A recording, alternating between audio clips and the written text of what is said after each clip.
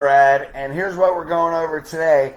How do you want what you've got? How do you want what you got? Hey, you know what? These Heal with Dr. Fred topics, I'm basically going through what I'm going through in my life. So I'm going to tell a couple stories, and hopefully we can come together and really raise our consciousness, tap into God within us, and do great things in our life. But isn't this a great irony of all life? How do you want what you've got? Well, how many times do we want something so bad that all we can do is focus on it? What do we also focus on? We want it, so that means we don't have it in our life, and we're so focused on that we miss all the things that are in front of us all the time, all the great blessings, all the things we should be grateful for. Now, I get it.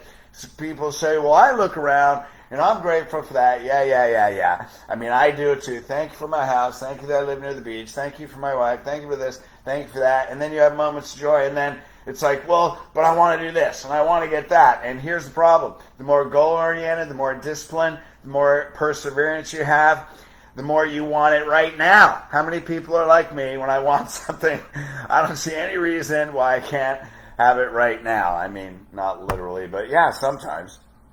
So I have 3 questions for you. Number 1, how focused are you on whatever you desire, that what you're focused on is that it's not in your life right now? Question number 2, how does that make you feel? Does it create anxiety or stress? And number 3, how do we break through this, feel complete joy, peace of mind, and confidence that we're excited about every day that we're moving closer to our vision and actually creating that in our life? Well, I'm not going to go through anything that you don't already know, and we've all been through this, but I do want to tell you a story to kind of preface this a little bit. When I was 35, actually 40, then I was living in Washington. I came through a divorce. I moved to Washington from North Carolina. I'm like, I don't want to own a house. I don't want to be tied to anything. I just want to have fun for a while, whatever. Then I ended up meeting my second wife. We got married. We're living in this rental. And all of a sudden, I'm like, man, I don't like this life. What happened? How did I go through this? How did I end up here? How many times in life do you say, I never thought I would be here? How many times does that happen? I never thought that I would be here. And then all of a sudden, I started disliking everything in my life, and then it hit me one day like God hit me in the forehead and basically said, why don't you love where you're at? Why don't you just love everything? And I went, wow, what an epiphany that was. So I started to say all these affirmations as I looked around everything. I love this and I love that and I love my house and I love where I live and blah, blah, blah. And all of a sudden I started filling myself with joy and love. 6 months later, we bought the house of our dreams. I mean, in 6 months, my whole life turned around, and here we were really in this blissful place, not because the place was blissful. Our state was blissful, and then all the conditions began to match. Isn't that fascinating?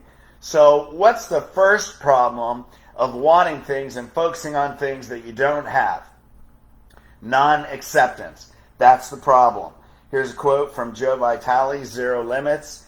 Resistance, what's that mean? Focusing on what you don't have, keeps us in a state of anxiety and spiritual, mental, physical, and material impoverishment. Isn't that amazing?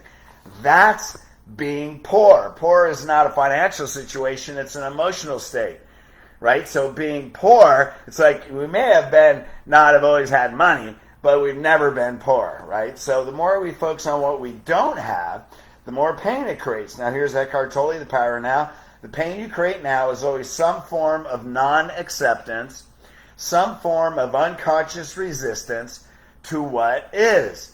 Isn't that amazing? Because you're looking at what you have, it's not enough, you create all these scarcity energies, you're focusing on what you don't have, and it absolutely creates misery, which keeps you in the prison of where you're at. Isn't that amazing? So what's the solution?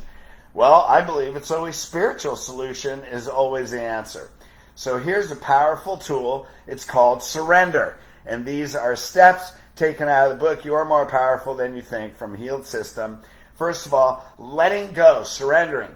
Surrendering is not agreeing, and it's not giving up. But what it is acceptance and letting go. What is it letting go of? The certainty of conditions, the need for certainty of conditions. What's the need for certainty of conditions? The need to control. When you give up the need control and you surrender. Then I saw this video by Michael Jordan. He said, God is great. What's that mean? When you can't carry the cross anymore and God carries you and the cross. Right? That's surrender. Isn't that letting go? So this morning in the gym, God, I surrender my life. Take the cross. Take me. It's a heavy cross, and my shoulder hurts. So I don't want to carry that anymore, right? Surrendering is allowing universal guidance to take action, and then staying in love and peace while you are powerfully acting from divine guidance. Isn't that amazing? So that's from You're More Powerful. Here's another quote from Paul Farini, Reflections of the Christ Mind. Resistance leads to suffering. Surrender leads to bliss. Isn't that amazing? Resistance is the decision to act alone. Surrender is the decision to act with God. Man, isn't that far more powerful, far more joyous, far more peaceful, far more confident? This is how miracles happen. When you decide, God, I'm going to do your will. Maybe there's a reason I'm here. Maybe there's something I'm supposed to learn. And when I learn that lesson, then I can release it, and our life can go to a whole new level. What's the second tool? Gratitude. Gratitude quiets your mind, transmutes fear of anxiety and stress into love. Now here's another quote, Neil Donald Walsh's Conversations with God. When gratitude replaces judgment, peace spreads throughout your body, gentleness embraces your soul, wisdom fills your mind. What's that mean? You go from anxiety and stress and judgment and criticism, especially self-criticism, into peace, into love, into joy. Isn't that amazing? Now when you experience the emotions of love and joy, here's quotes that are, just littered all over everywhere. Love, when you learn how to love and appreciate yourself, manifesting miracles becomes possible. You want miracles? You want this thing, and you say, I want it and I don't have it? Move in the state of love, and miracles happen. Here's the state of joy, internal joy.